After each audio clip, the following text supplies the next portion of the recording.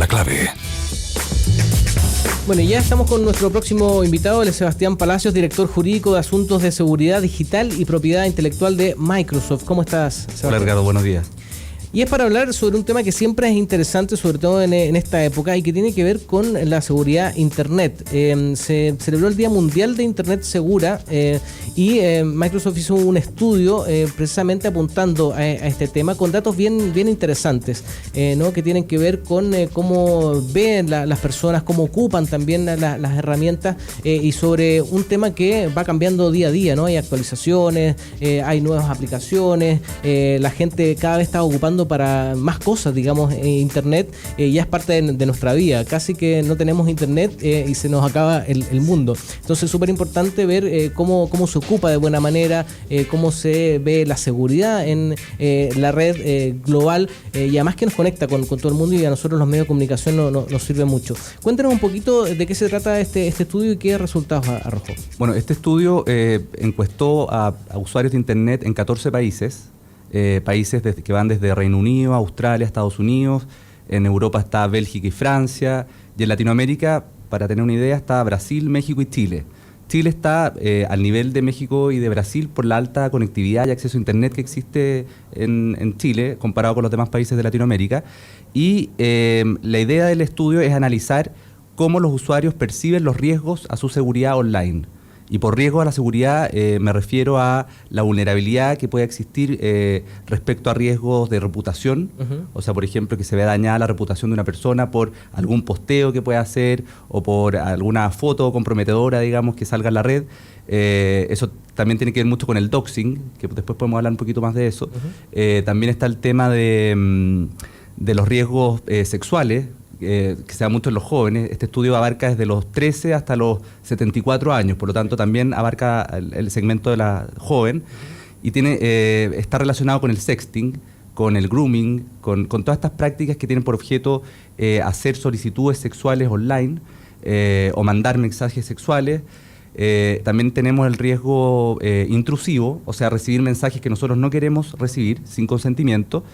Y por último está todo el tema de comportamiento, y ese tema está relacionado con los insultos, el ciberbullying, el trolleo, lo que vemos todos los días en Twitter, en distintas redes sociales. Sí. Lo hablábamos recién, ¿no? Porque hay casos que han salido a la palestra durante los incendios y que tiene que ver con las noticias falsas o con la difusión, que no solamente se da en el tema de los incendios, sino que siempre ha sido, tú lo comentabas recién, o sea, que alguien postee algo sobre una persona y eso causa toda una reacción, porque ese es el gran tema, de que no es algo que va a quedar guardado y que lo ve un par de personas, sino que lo puede ver siempre cualquier persona en todo el mundo. Entonces ahí es súper importante la responsabilidad por una parte de cada usuario, pero también las medidas de seguridad que uno pueda tomar dentro de estos temas. Tú hablaste de varios términos y quería que lo explicáramos un poquito más, sobre todo los que tienen que ver, y ahí los padres están muy atentos con el tema sexual, ¿no? Hemos conocido un montón de casos de adolescentes o niños incluso que han sido contactados por Internet porque ahora tienen acceso a Facebook o a WhatsApp o a las distintas redes sociales, y hay personas obviamente que se aprovechan de eso. Cuéntanos un poquito de qué arrojó el estudio en ese punto en particular. Bueno, así como conclusión general, el estudio da una conclusión bastante preocupante respecto a Chile, porque el 72% de los encuestados reconocen haber sufrido algún riesgo online, y el promedio mundial es un 65%, o sea, estamos por sobre el promedio. ¿Y eso ustedes creen que también es una sensación o realmente, porque también hay datos, ¿no? Esa es la gracia también de Internet, que todo queda registrado y uno puede ir haciendo también una estadística, digamos, de los casos reales, porque una cosa es la percepción de las personas, que uno quizás nunca ha sufrido, pero claro, lo que dice, lo que se habla o lo que ve en la misma Internet le da esa sensación de inseguridad. Bueno, la verdad que puede haber de las dos cosas, de la percepción, así como por ejemplo existen resultados que respecto al segmento de adultos que se ven más expuestos a riesgos y tienen menor conectividad a Internet que los jóvenes. Por lo tanto, puede haber un tema de percepción, puede haber un tema también de, por ejemplo, tratándose de los riesgos reputacionales, que la gente encuestada no quiera reconocer que ha sido objeto de algún ciberbullying o de alguna de estas prácticas. Por lo tanto, claro, puede haber algún sesgo por ahí, pero la verdad es que los resultados son bastante notorios, son bastante claros. Claro. Y hay un tema con el ciberbullying, tú que lo mencionas, y hemos visto distintas campañas, por ejemplo, ¿no? De fundaciones, Sí. y tiene que ver con distintos temas, no solo con lo que pasa en el día a día, sino que con temas de discriminación. Hablábamos recién del tema de los inmigrantes, también el tema de la sexualidad, ¿no? De gente que tiene otra opción sexual. Entonces, ahí es súper importante, sobre todo la información, ¿no? De cómo usar esto y la educación es súper importante, sobre todo en los colegios, para que lo vemos, que hay no solamente ciberbullying, sino que el bullying presencial, digamos, en los colegios, pero ahí la ventaja para las personas que hacen esto es que el anonimato, que lo pueden tirar, digamos, y desentenderte de eso, causando un daño tremendo. Sí. ¿Cómo lo ven ustedes en el tema de la educación, sobre todo tomando en cuenta los datos de este estudio? Bueno, me parece que esto tiene que empezar desde lo más temprano posible. Ojalá los colegios tuvieran un ramo de ciberética, o sea, que les enseñara a cuidar los contenidos que están subiendo a Internet, las fotos que están subiendo, que tengan conciencia de que todo lo que ellos suben a cualquier red social está visto por miles de personas. Eso desde el punto de vista de la educación. Un uso responsable, un uso con respecto al tema del comportamiento también, ser empático, o sea, no hacer cosas que a mí no me gustaría que me hicieran en la vida real, no hacerlas en Internet. Cosas tan importantes como cuando chicos le dicen no hables con extraños en la calle, lo mismo en Internet, o sea, no chatees con cualquiera, no aceptes solicitudes de amistad de gente que tú no conoces. Un poco aplicar las normas de comportamiento básicas de la vida real, aplicarlas en Internet, en la vida digital. Y bueno, ojalá que existiera estos ramos de ciberética en los colegios, porque la verdad es que los papás muchas veces, a mi juicio equivocadamente, le entregan celulares a sus hijos, digamos, a edad muy temprana, sin ninguna pauta, sin recibir ninguna educación al respecto. Por lo tanto, no tienen conciencia. Me acuerdo de este video hace mucho tiempo atrás, el buen Anati, que salió en muchas partes. Sí. Fue consentido por esta persona y realmente fue una muerte social. Entonces, la verdad es que tiene que haber conciencia de qué es lo que estamos subiendo y de qué es lo que estamos compartiendo en Internet.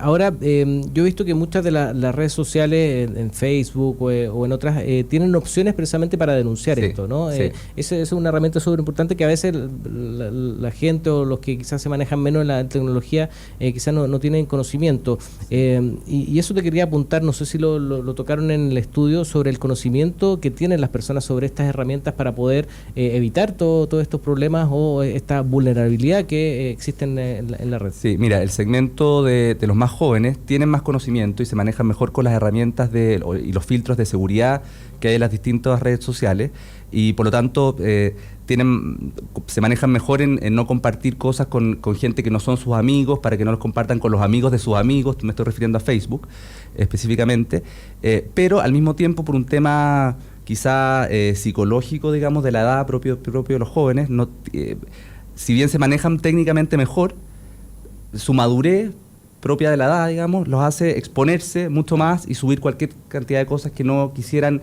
que los vieran en la vida real. Claro, están también los controles parentales, hay otras herramientas que se pueden ocupar para eso, ¿no? Ojalá que, por lo menos desde el punto de vista de las empresas de tecnología, esas herramientas, esos controles y esos filtros sean lo más amigables posibles, para que no solamente sean los jóvenes los que se manejan en eso, sino que todos los usuarios. Claro. Ustedes lanzaron también un desafío que tiene que ver con esto que estamos hablando, que es el Digital Civility Challenge, ¿no? Sí. Que tiene algunos puntos que son interesantes de poder conversar para poder enfrentar estos temas, que muchos son de sentido común, digamos, ¿no? Pero son importantes a la hora de poder evitar fraudes, el bullying o el peligro, que puede ser peligro de vida incluso, ¿no? O sea, en los casos más extremos que lo hemos visto, ¿no? El tema de violencia también intrafamiliar, etcétera. Cuéntanos un poquito de estos desafíos. Bueno, los desafíos, la regla de oro, digamos, es la empatía. O sea, no hacer a los demás lo que no te gustaría que te hicieran a ti. Por lo tanto, tener un trato amable, cordial. Vemos, no sé, en Twitter por lo menos... Mucha agresividad, ¿no? Mucha agresividad, mucha violencia. Y la verdad es que la idea es que esa violencia no se dé de la manera que se está dando en la vida digital, en las redes sociales. Por lo tanto, tratar de ser lo más empático posible.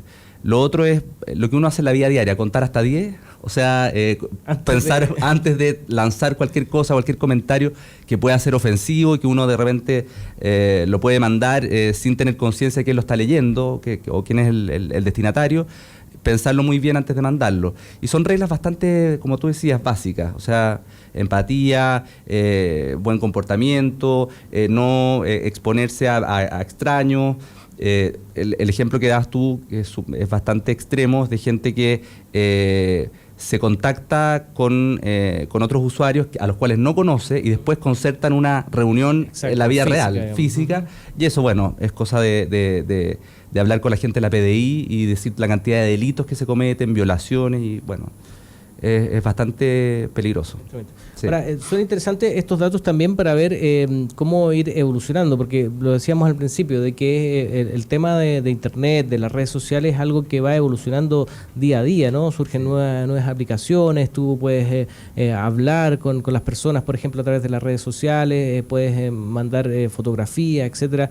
Cada vez son más las herramientas que nos da Internet, y hay un desafío también ahí con la legislación, ¿no? Que muchas veces va más lenta de lo que avanzan, digamos, las redes sociales e Internet en general. Entonces, quería saber si ustedes como compañía también tienen ese desafío, ¿no? De cómo enfrentar legalmente, y te quería también preguntar sobre la experiencia internacional, de cómo otros países quizás también han enfrentado este tipo de desafíos. Sí. Absolutamente. Bueno, la legislación chilena de delitos informáticos del año 93. Si tú piensas, el año 93 no existía la masividad de Internet, ni redes sociales, ni nada. Por lo tanto, obviamente está obsoleta. Chile acaba de adoptar el convenio de Budapest contra la ciberdelincuencia, después de muchos años de tramitación, y está por promulgarse y publicarse. Y eso de alguna manera pone a Chile la obligación de adaptar su legislación a los estándares internacionales, porque en el fondo tipifica ciertos delitos y además establece una cooperación internacional para la persecución de esos delitos. Pero me parece a mí que tiene que haber, además de un enfoque, digamos, público o de legislación, tiene que haber un enfoque global de este tema. Y así como, por ejemplo, en los resultados de este estudio aparece que los países más desarrollados o con mayor nivel de madurez en ciberseguridad, como el Reino Unido, Australia y Estados Unidos, la gente reconoce verse menos expuesta a riesgos online. En los países que están menos desarrollados en este tema, como Chile, como México, como Rusia, que Rusia es foco de ciberdelitos, obviamente la reacción es verse mucho más expuesto a los riesgos. Por lo tanto, creo que tiene que haber una adaptación de la legislación, quizás no tipificar tanto, porque esto, como tú bien decías, estos delitos van mutando y cada vez las técnicas para perpetrar estos delitos son más sofisticadas, y por lo tanto la legislación va quedando, digamos, fuera, va quedando, no queda vigente, pero sí adaptar la legislación a ciertos estándares internacionales. Claro. Sí. Ahora, el estudio toma también el tema de las estafas, por ejemplo, a través de Internet. Hemos visto un montón de casos de que mandan email con el logotipo del banco, por ejemplo. Phishing, sí. Claro, el llamado phishing, que te lleva a una página de Internet, te roban los datos y hacen esta estafa, ¿no? Hemos sabido de millonarios estafas a través de Internet en cosa de segundos, digámoslo. Sí. ¿Cómo poder evitar eso, y también qué dice el estudio en torno a este tema?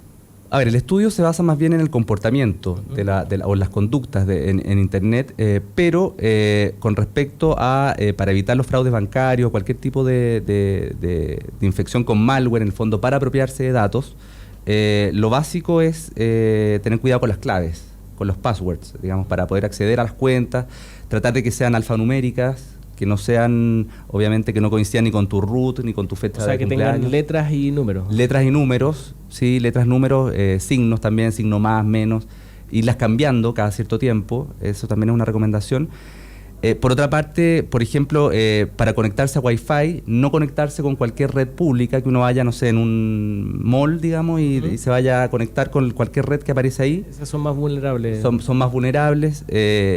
También, bueno, navegar en páginas que no sean seguras, que no sean conocidas. También bajar software, digamos, de páginas no no oficiales, o sea, no sé, bajar el software de páginas que en realidad muchas veces ofrecen software falsificado. Todo lo que tenga que ver con bajar contenidos no originales, de películas, de libros, nos deja expuestos nuestro sistema, nuestros computadores a virus informáticos.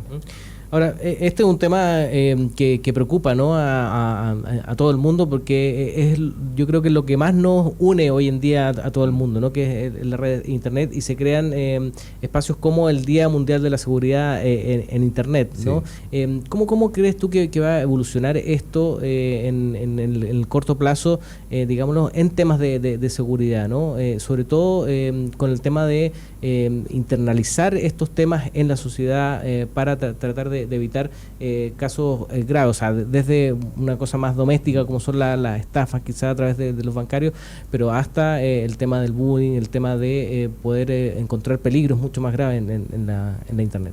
Me parece que lo más importante es hacer campañas de concientización masivas, dirigidas a distintos tipos de segmentos de público, y lejos me parece que hay que poner el acento, digamos, en la educación.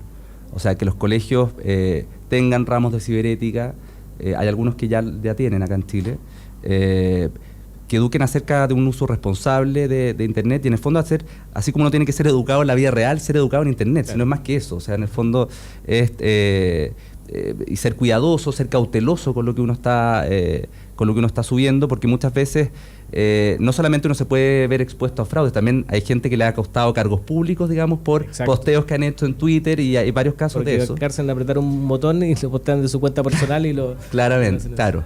Así es que la idea es, como te decía, seguir esta regla de oro, digamos. Este estudio habla sobre el civismo, la civilidad. No sé, tener una conducta de buen ciudadano en Internet. Esa es la idea. Claro. Bueno, datos interesantes que vamos a seguir atentos a ellos, porque, como decíamos, es algo que evoluciona todos los días, que estamos muy atentos, sobre todo, bueno, los que somos papás también nos preocupamos mucho de que cuando tengan que enfrentarse a esta red, que tiene un montón de beneficios, un montón de ventajas, pero también un montón de riesgos que hay que tener en cuenta. Le agradecemos a Sebastián Palacios, director jurídico de Asuntos de Seguridad Digital y Propiedad Intelectual de Microsoft. Vamos a estar atentos, por supuesto, a estos temas. Muchas gracias, Sebastián. Muchas gracias a ti. Son las 9:55. Vamos a escuchar buena música aquí en Combinación Clave. Suena Juanita.